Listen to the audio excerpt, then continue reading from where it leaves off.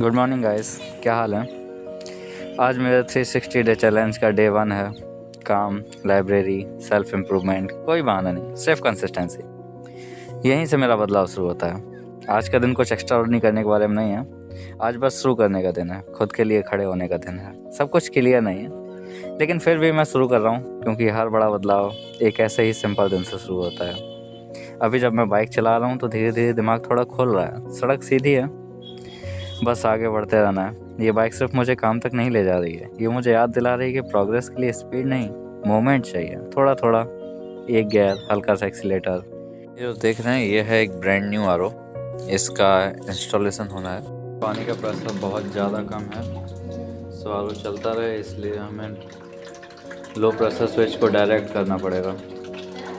Good evening friends.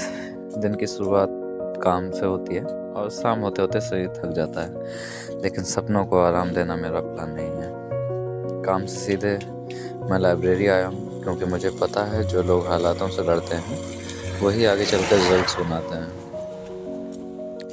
शाम 6 से 10 मेरा पूरा फोकस सिर्फ एक ही चीज़ पर होता है, लर्निंग एंड ग्रोथ पर।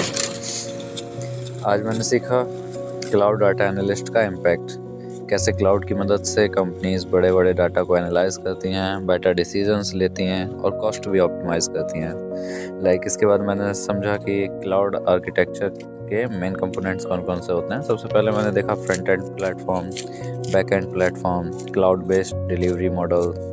यही पूरा स्ट्रक्चर तय करता है कि कोई क्लाउड सिस्टम कैसा काम करेगा। सो मैंने ये सब पढ़ने के बाद बैक एंड प्लेटफॉर्म और डिटेल से समझा, जिसमें शामिल है application, services, run time, cloud storage, infrastructure and security.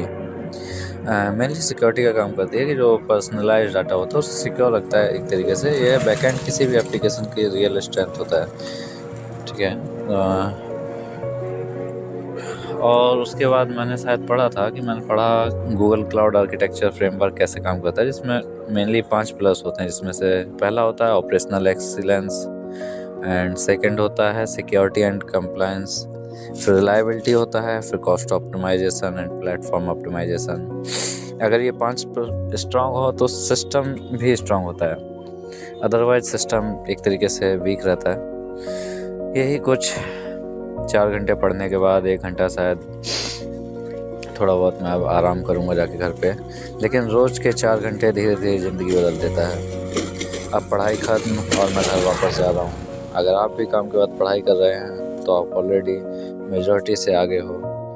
मिलते हैं नेक्स्ट व्लॉग में, तब तक सीखते रहना और मेहनत करते रहना। Good night friends.